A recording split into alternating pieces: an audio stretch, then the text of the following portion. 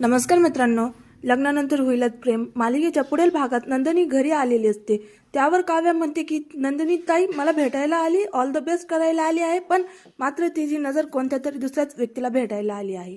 तर हा जीवा नंदिनीला पाहतो, पण मात्र रागातच तिथून निघून जातं. तर इकडे आता काव्या ही नंदिनीला समजत असते की जीवा आहे तो खूपच रागवलेला तुझ्यावर, पण आपण सुद्धा देशमुखांच्या सुना आहोत, लक्षात ठेव. हार मानायची नाही. आता देशमुखांच्या मुलांना मनवायचं हे आपल्यापेक्षा चांगलं कोणालाच माहीत नाही. दुसरीकडे पार्थ काव्याला सांगत असतो की एक काम करा, तुम्ही या बॅगवर बसा, म्हणजेच ही बॅग दाबली जाईल आणि मी चेन बंद करते.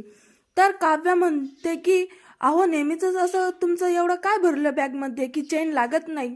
तेव्हा पार्थ म्हणतो की तुम्हीच बघा ना आतमध्ये काय आहे.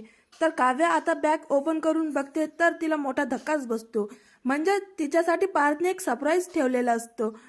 आता बॅगमध्ये नक्की काय सरप्राईज आहे हे तर आपल्याला उद्याच्या भागामध्येच कळेल. पण एक गोष्ट छान झाली की आता पार्थने काव्याला माफ करून तिला एक्सेप्ट केलं.